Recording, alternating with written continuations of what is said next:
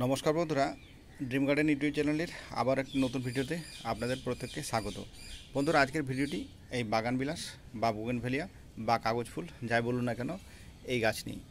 না বন্ধুরা, আজকের ভিডিওতে আমি যে বিষয়গুলো নিয়ে মোটামুটি আলোচনা করতে চাই বা আলোচনা করব না, খুব সহজেই কীভাবে এই বাগান বিলাস গাছে আমরা ফুল আনব এবং কি কি ভুলের জন্য আমরা আমাদের এই বাগান বিলাস গাছে গাছ ভর্তি ফুল আনতে পারি না। তা মোটামুটি সব বিষয় নিয়েই আজকের ভিডিওতে আমি সংক্ষেপে আলোচনা করব। তা ভিডিওটি শুরু করার আগে বন্ধুদের একটাই অনুরোধ, ভিডিওটি যদি ভালো লাগে অবশ্যই একটা লাইক করে দেবেন, চ্যানেলটিকে সাবস্ক্রাইব করে নেবেন এবং ভিডিওটি বাগানি বন্ধুদের মধ্যে অবশ্যই শেয়ার করে নেবেন। না, এই বাগান বিলাস বা বুগেনভেলিয়া গাছে যদি এরকম গাছ ভর্তি ফুল আনতে হয় তাহলে বন্ধুরা আমাদের বিশেষ কিছু টিপস কিন্তু আমাদেরকে মেনে চলতেই হবে। কারণ এই বিষয়গুলো যদি আমরা মাথায় না রাখি তাহলে কিন্তু কখনোই এই গাছের মধ্যে আমরা এরকম গাছ ভর্তি ফুল আনতে সক্ষম হব না। না, একমাত্র এদের যেটা ন্যাচারাল ফ্লাওয়ারিং যে সিজন অর্থাৎ বসন্তকালে, তখন কিন্তু অটোমেটিক্যালি এই গাছে এরকম ধরনের অজস্র ফুল অর্থাৎ গাছ ভর্তি ফুল কিন্তু এসে থাকে। কিন্তু এরপর অর্থাৎ বসন্ত ঋতু পেরিয়ে যাওয়ার পর এই যে তীব্র যে গ্রীষ্ম অর্থাৎ এই যে গরম, সঠিক পরিচর্যা ছাড়া কিন্তু কখনোই গরমের দিনে এইরকম ধরনের গাছ ভর্তি ফুল কিন্তু আপনারা আনতে পারবেন না। তা কি কি ধরনের পরিচর্যা করলে খুব সহজেই আমরা এই ফুল আনতে পারবো সেই বিষয় নিয়েই আমি আলোচনা করছি। এই বুগেনভেলিয়া গাছে ফুল আনার বিষয়ে আলোচনা করতে গেলে প্রথমে যে বিষয়টা মাথায় আসে না, সেটা হচ্ছে জল। অর্থাৎ এই গাছের মধ্যে যদি আপনি জল প্রদান অর্থাৎ জল দেওয়াটাকে সঠিক মাত্রায় যদি আপনি নিয়ে যেতে পারেন তাহলেই কিন্তু এই গাছের মধ্যে আপনি ফুল আনতে সক্ষম হবেন। যদি অধিক পরিমাণে জল আপনি দিতে থাকেন তাহলে কিন্তু কখনোই এই গাছের মধ্যে ফুল আসবে না। দেখুন, এখানে তিনটি গাছ আমি দেখাচ্ছি। প্রথম গাছ, যে গাছের মধ্যে প্রচুর পরিমাণ ফুল অলরেডি হয়ে আছে।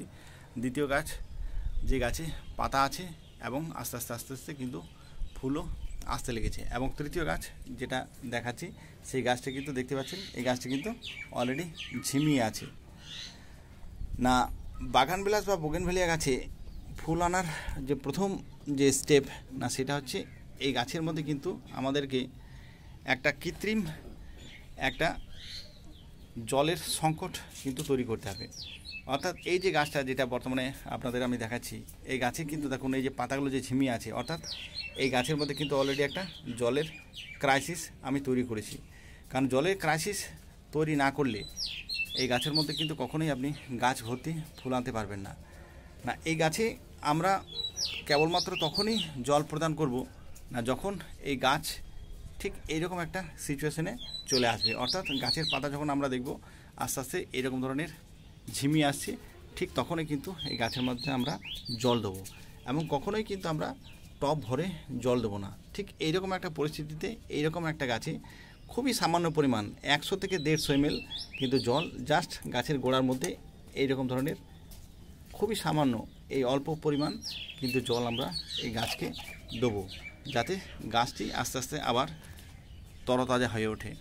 কারণ অতিরিক্ত জল যদি আমরা এই গাছকে প্রদান করি তাহলে কিন্তু এই গাছের যে শেকড়, এই গাছের শেকড়ের মধ্যে কিন্তু রুট রট শুরু হতে পারে। অর্থাৎ গাছের শেকড় কিন্তু পচে যেতে পারে এবং গাছের শেকড় যদি সবসময় ভিজে অবস্থায় থাকে তাহলে কিন্তু কখনোই এই গাছের থেকে বা এই যে নতুন নতুন যে সমস্ত শুটস এই গাছের মধ্যে বেরিয়ে এসছে, এখান থেকে কখনো এই শুটসগুলো থেকে কিন্তু কখনোই আপনার ফুলের যে কুড়ি, সেই ফুলের কুড়ি কোনোদিনও আপনার বেরিয়ে আসবে না।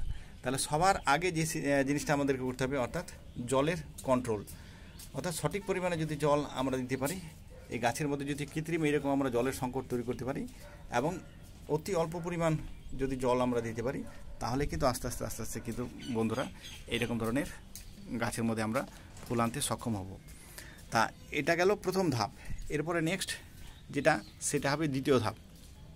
অর্থাৎ ফুল হয়ে যাওয়ার পর এই যে গাছটি আপনাদের দেখাই না, এইরকম ধরনের গাছ ভর্তি ফুল হয়ে যাওয়ার পর কিন্তু এই গাছকে আপনাকে সফট প্রুনিং করতে হবে। অর্থাৎ যেটাকে আমরা ট্রিম করা বলি। অর্থাৎ যে সমস্ত ডালে আপনার ফুল হয়ে গেছিলো, দেখুন এই একেবারে হাতে কলমে দেখিয়ে দিচ্ছি, শুধু ডগাগুলি হালকা করে আমরা এইরকমভাবে আস্তে আস্তে কেটে দেবো এবং গাছকে খুব সুন্দর একটা শেপের মধ্যে আমরা রাখবো।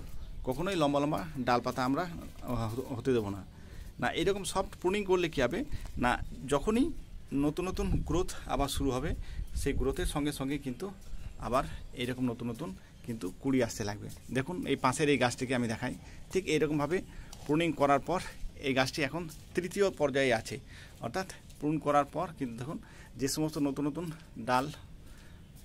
নতুন ডাল বেরিয়ে আসছে, প্রত্যেকটি ডালের মাথায় মাথায় কিন্তু দেখুন এই গাছে অলরেডি কিন্তু আস্তে আস্তে ফুল আসতে লেগেছে। এবং দিন 7 থেকে 10 দিনের মধ্যেই কিন্তু আমার এই গাছটিও ঠিক পাশে যে গাছটা দেখাচ্ছি যেমন ফুলে ফুলে ভর্তি হয়ে আছে, ঠিক এইরকম ধরনের ফুল এই গাছের মধ্যেও চলে আসবে। এরপর যেটা হচ্ছে তৃতীয় ধাপ, অর্থাৎ ঠিক গাছ প্রুন করার পরপর কিন্তু আমাদেরকে যে কাজটি করতে হবে না, একেবারে শুরুর দিকে আমরা কি করব, গাছকে ফুল হয়ে যাওয়ার পর ঠিক এরকম কাটা ছাঁটা করার পর কিন্তু গাছকে আমাদেরকে এনপিকে খাবার দিতে হবে। এবং সেই খাবার কিন্তু আমরা ওই নাইট্রোজেনযুক্ত খাবার গাছের মধ্যে দেবো কেবলমাত্র একবার। না যেহেতু আমরা প্রত্যেকেই জানি যে প্রতি মোটামুটি 5 থেকে 6 সপ্তাহ পর কিন্তু এই গাছ একবার ফুল ঝরে যাওয়ার 5 থেকে 6 সপ্তাহ পর কিন্তু আবার নিজেকে এইরকমভাবে ফুলে ফুলে ভরিয়ে তোলে। তাহলে এই গাছের যে ফুলের যে সাইকেল পিরিয়ড যেটা, সেটা কিন্তু মোটামুটি অ্যাভারেজ যেটা হচ্ছে সেটা হচ্ছে 6 সপ্তাহ। অর্থাৎ একবার ফুল হয়ে যাওয়ার পর ঠিক আবার নেক্সট 6 সপ্তাহ পর গাছ কিন্তু আবার যদি আমরা সঠিক পরিচর্যা করতে পারি, তাহলে আমাদের গাছের মধ্যে কিন্তু আবার এইরকম গাছ ভর্তি ফুল আমরা আনতে সক্ষম হব। তা সেই জন্য স্টার্টিংয়ে যে খাবারটা দেবো, অর্থাৎ নাইট্রোজেনযুক্ত যে কোনো একটা খাবার, সেটা আমার ব্যালেন্স এনপিকে হতে পারে, বা যে কোনো ধরনের ভার্মি কম্পোস্ট হতে পারে, বা যদি কাউডং কম্পোস্ট হতে পারে। সেই খাবার কিন্তু অতি অল্প পরিমাণ, যদি আপনার ভার্মি কম্পোস্ট হয় তাহলে 1 মুঠো, আর যদি গোবর সার হয় তাহলেও 1 মুঠো, আর যদি এনপিকে এরকম ধরনের ব্যালেন্স এনপিকে দেন তাহলে 2 গ্রাম 1 লিটার জলে গুলে কেবলমাত্র একবার এই গাছের গোড়াতে আমরা দেবো। তা এটা গেল প্রথম স্টেপ। এরপরে ঠিক এর 7 থেকে 10 দিনের মাথায় নেক্সট যে খাবারটি আমরা এই গাছকে দেবো, কারণ প্রত্যেকটি গাছেরই কিন্তু মাইক্রোনিউট্রিয়েন্টের আলাদা একটা চাহিদা আছে। তা সেই জন্য মাইক্রোনিউট্রিয়েন্টের চাহিদা পূরণ করার জন্য কিন্তু নেক্সট আমরা আরেকটা খাবার এই গাছকে দেবো, আর সেটা হচ্ছে এই সিভিডযুক্ত খাবার। এবং এটাও দেবো কেবলমাত্র একবার। এটাও ওই একই ডোজ 2 গ্রাম, এখানে 2 ml 1 লিটার, যেহেতু এটা লিকুইড, 2 ml 1 লিটার জলে মিশিয়ে এই গাছের মধ্যে সরাসরি এই খাবারটি আমরা দিয়ে দেবো। এটা গেল 2 নম্বর স্টেপ। এরপর নেক্সট, অর্থাৎ যেহেতু এবার আস্তে আস্তে দ্বিতীয় সপ্তাহ পেরিয়ে যাওয়ার পর এবার তৃতীয় সপ্তাহ থেকে আমি কি করব, যখনই এই গাছে নতুন নতুন এরকম ডালপালা আসতে লাগবে এবং নতুন নতুন যখনই আমি দেখব যে গাছের মধ্যে ফুল আসার সময় চলে এসছে, এরপর থেকে কিন্তু আমাকে এই খাবারের পরিবর্তন করতে হবে। এরপর থেকে কিন্তু আমি যে খাবারটি দেবো না, সেই খাবারটি হচ্ছে বন্ধুরা এইটা, সেটা হচ্ছে 0050। এই 0050 এই খাবারটি আমি মোটামুটি এই গাছকে আপনার ওই একই ডোজ 2 গ্রাম 1 লিটার জল, সেই 2 গ্রাম 1 লিটার জলে মিশিয়ে কিন্তু এই খাবারটি এই গাছের গোড়াতে ঠিক যে পরিমাণ জল আমি দেখালাম, ঠিক ওই রকম ধরনের কিন্তু যখন গাছ এইরকম সিচুয়েশান তৈরি হবে তখনই কিন্তু এই খাবারগুলো আমি গাছের মধ্যে প্রয়োগ করব। কখনোই ভেজা আপনার মাটির উপরে বা টবের মিডিয়া যখন ভিজে থাকবে তখন কিন্তু কখনোই আপনার এর মধ্যে জল দেওয়া যাবে না, বা কখনোই এরকম ধরনের খাবার আমরা দেবো না। মিডিয়াকে অতিরিক্ত কিন্তু কোনো অবস্থাতেই আপনার ভিজে রাখলে হবে না। তাহলে মোটামুটি এই হলো 3 নম্বর খাবার। এই খাবার দেওয়ার পরপরই কিন্তু এবার আস্তে আস্তে আস্তে আস্তে আস্তে কিন্তু গাছ নিজেকে এইরকমভাবে ফুলে ফুলে মিলে ধরবে। জাস্ট এই 3টি স্টেপ যদি আমরা ফলো করতে পারি তাহলে কিন্তু খুব সহজেই আমাদের এই বোগেনভেলিয়া গাছে আমরা এরকম ফুল আনতে সক্ষম হব। তার কারণ হচ্ছে না, এই গাছের ফুলের যে রহস্য না, এই গাছ কিন্তু ফসফরাস জাতীয় খাবার, পটাশ এবং ফসফরাস, এই দুটি হচ্ছে এই গাছের মেন খাবার। অর্থাৎ এই গাছে যদি অধিক পরিমাণ ফুল আনতে হয় তাহলে কিন্তু এই গাছকে আমাকে ফসফরাস এবং পটাশ জাতীয় যে খাবার, যেটা আমি প্রথমেই দেখালাম যে ব্যালেন্স এনপিকে, এইরকম ধরনের খাবার কিন্তু এই গাছের গোড়াতে আমাকে প্রোভাইড করতে হবে। কোনো রকম কোনো সর্ষের খোল বা আদার্স কোনো রকম খাবার কিন্তু এই গাছকে দেওয়া যাবে না। আপনি যত নাইট্রোজেনযুক্ত খাবার এই গাছকে প্রোভাইড করবেন, এই গাছে কিন্তু পাতার সংখ্যা বাড়বে, ফুলের সংখ্যা কমে যাবে এবং ফুল আসবে না। গাছের ভেজিটেটিভ গ্রোথ খুব ভালো হবে, কিন্তু আপনি ফুল এই গাছের মধ্যে আনতে পারবেন না। আর সবশেষে আরেকটা কথা বলি না, এই গাছ অন্যান্য গাছ যেরকম গাছের আপনার রুট বাউন্ড হয়ে গেলে সেই গাছকে আমাদেরকে রিপোর্ট করতে হয়, এই গাছের ক্ষেত্রে কিন্তু নিয়ম একেবারে উল্টো। না, এই গাছ কিন্তু রুট বাউন্ড খুব পছন্দ করে।